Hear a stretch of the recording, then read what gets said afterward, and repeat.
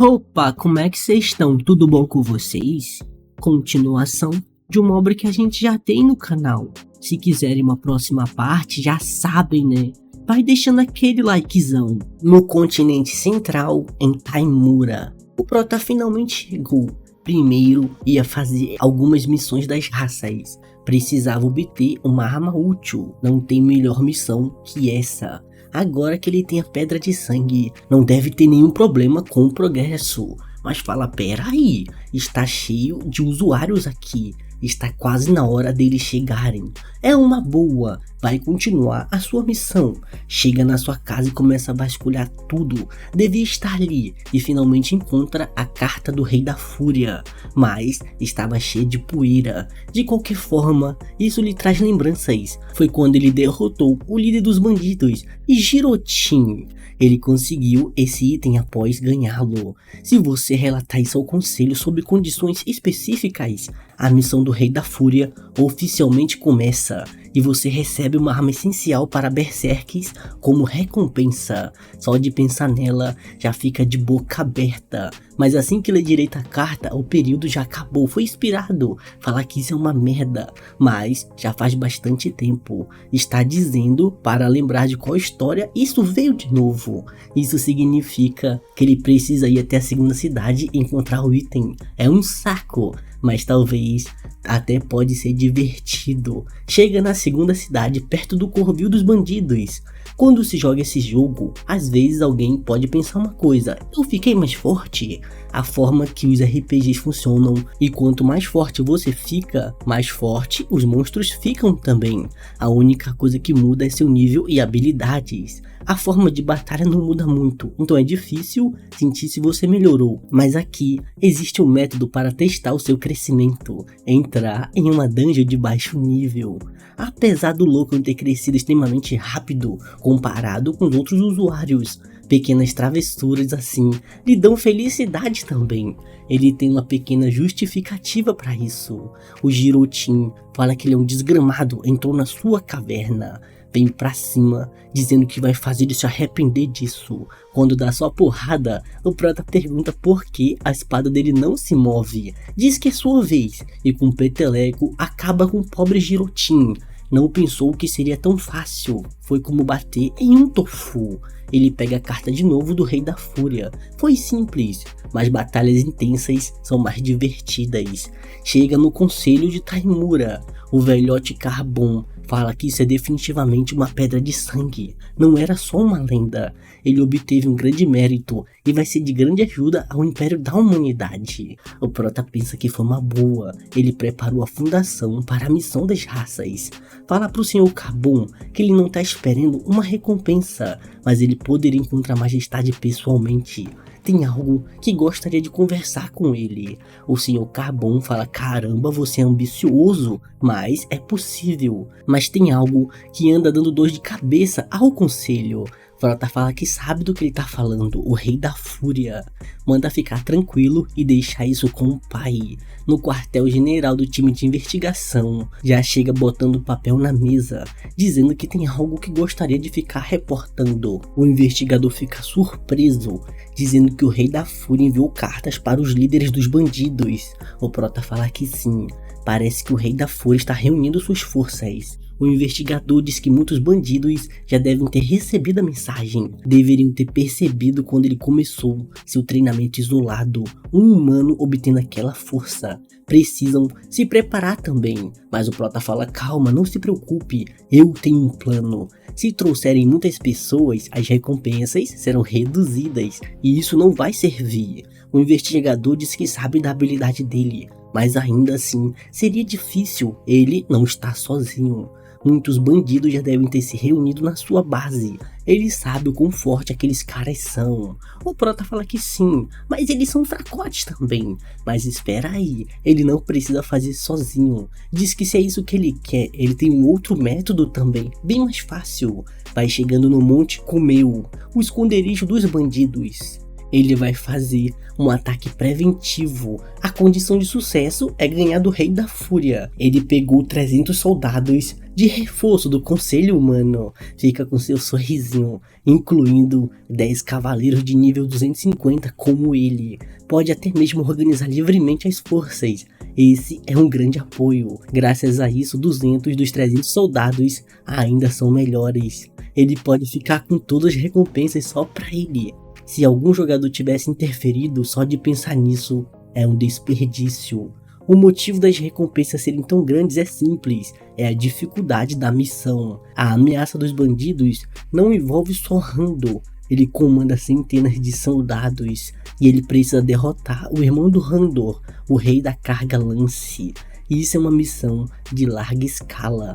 Randor, apesar de ser um monstro humanoide, absorveu o poder da corrupção e superou seus limites. Ele é tratado como chefe de rede entre os jogadores, comandando todos os bandidos.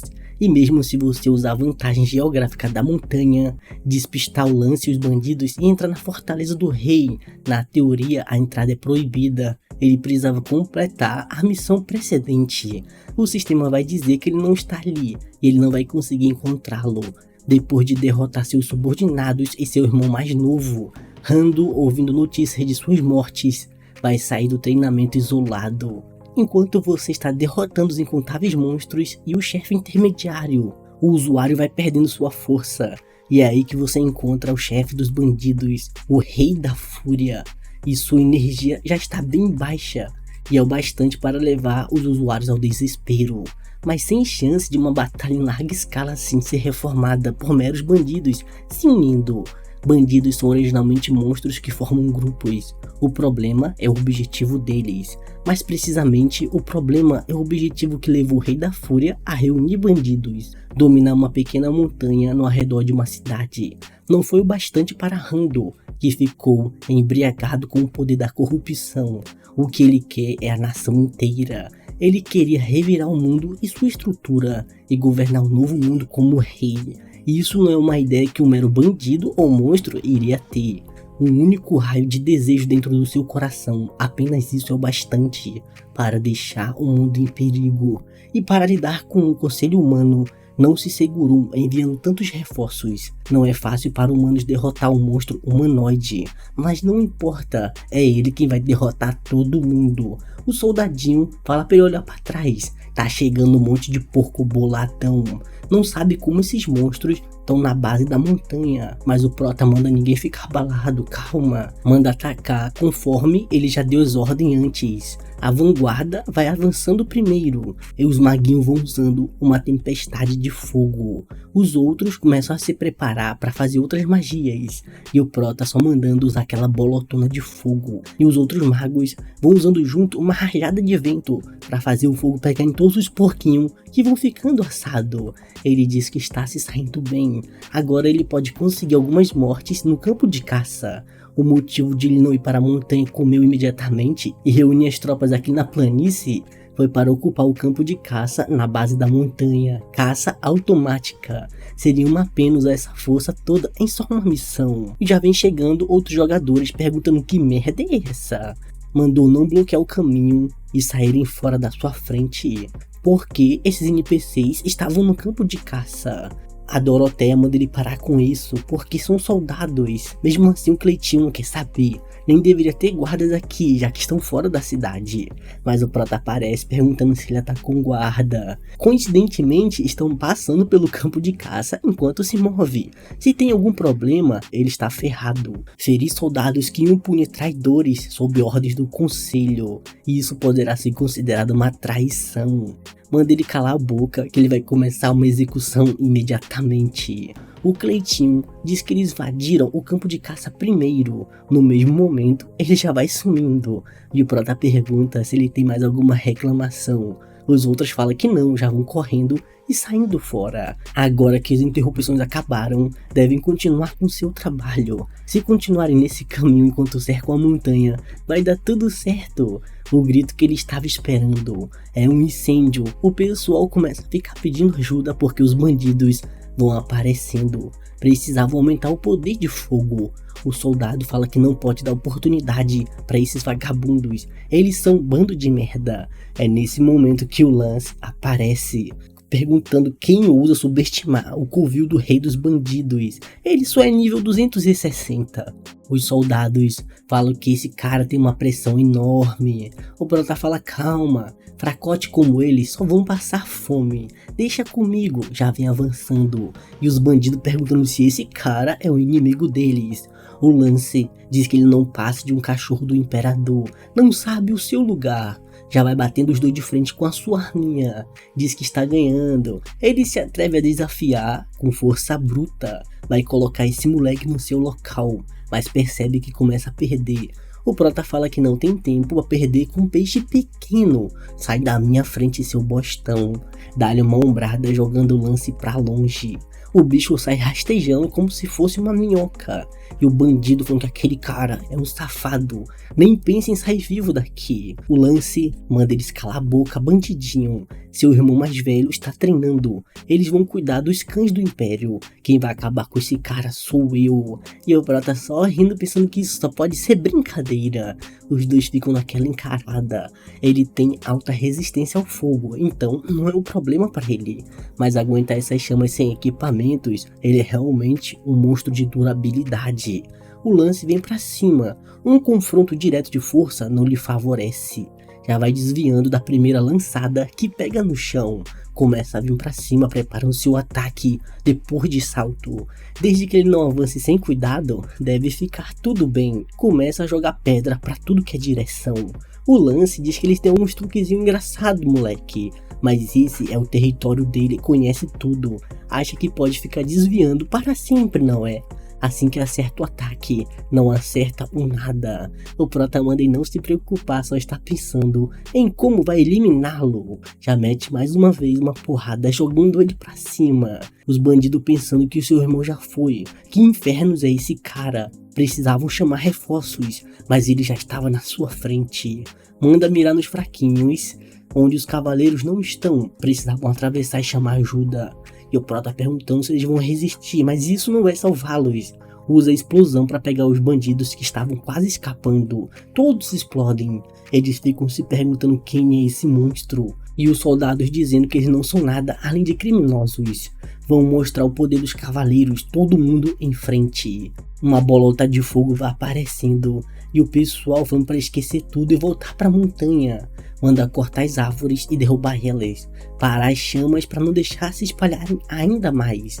Mas o soldado vem para cima mesmo com um tronco grosso na frente. Esse tronco ia acabar atropelando todo mundo, se não fosse dois soldados cortar ele bem no meio e fazer bastante lenha. Eles estão aqui pela nação para proteger suas famílias. Não podem temer essas bestas imundas. Espalhem a majestade do grande imperador e façam eles ficarem de joelhos. O Lance se levanta dizendo que eles são tolos. Acham que podem impedir a grande causas que eles têm. Só mais um pouco. A conclusão da nossa ambição está quase no alcance. Logo ela vai ser reunida. Mas o prota já aparece costinha, falando: oi meu chapa. Mete um pancadão, fazendo ele defender no último segundo. O Lance diz que atacar no meio do discurso é sacanagem. E o prota pergunta por que esses bandidos ficam falando tanta merda. Deixar os peixes pequenos brincar, pô, fica no X1 comigo.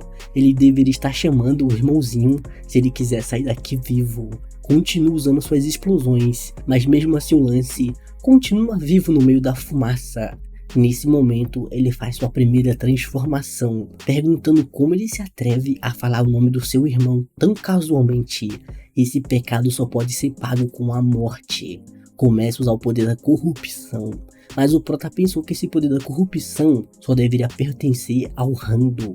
Se ele não desviasse no último segundo, ele ia virar o bagaço. O local todo ficou destruído, ele mal desviou, ele tem certeza. O Lance também tem o poder da corrupção, mas por quê? O poder da corrupção só deveria ser usado pelo seu irmão. É o efeito dessa tal grande causa. Esse cara não deveria estar tão envolvido com isso. A dificuldade do lance é a mesma de antes. A única diferença é que ele aceitou a corrupção.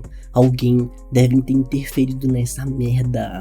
O lance manda todo mundo olhar isso. Os cães do Império não são nada. Ninguém pode parar nossa vontade. Esse é o poder da nossa grande causa. Manda todo mundo esperar até ele chegar, aquela pessoa. Logo, a nossa era vai começar de novo. A era do poder estava chegando. Todos os bandidos vão ganhando nitro. Manda ninguém recuar. Eles estão observando a gente. E os soldados falando que eles estão bandidos de merda, que falam demais. No final continuam apenas bandidos. Sua Majestade estava observando. Em nome dela, eliminem essas feras imundas. A grande batalha começa e é fogo de um lado e corrupção do outro. O Prota continua na sua luta contra o Lance, mas o Prota só empurra ele dizendo que ele é muito bocudinho. O Lance fala que isso é uma merda, como é que pode? Esse cara é forte. O Prota fala que pra um bando de bandidos fracotes, isso foi decente, cara. O Lance já vem usando a sua lancinha bicuda. Mas o Prota fala que esse truque não funciona duas vezes. Só pula e já vem usando seu machado de explosão. Mas o Lance usa sua lança para defender os ataques, dizendo que enquanto estiver aqui, ele não passa para nenhum local. Manda ele desistir e só falecer de uma vez por todas. Acerta deixando só o bagaço de sangue, falando que sentiu dessa vez ele foi completamente esmagado. Mas tudo que ele acertou foi um pobre soldado inocente. E o Prota aparece costinha falando, e aí? Isso significa que só precisa se livrar dele. E acabou tudo. Com esse golpe, ele consegue cortar a lança do Lance bem no meio. Ele fica pensando, caramba, e agora o que eu faço sem minha lança? O Prota fala que o calor tá de matar, então pode acabar com isso logo. O Nordeste estava quente. Usa sua quebra de armadura, partindo ela no meio, deixando o Lance sem nada no seu peito. Após isso, ele usa sua frênese do Berserk, cortando o Lance em vários pedaços.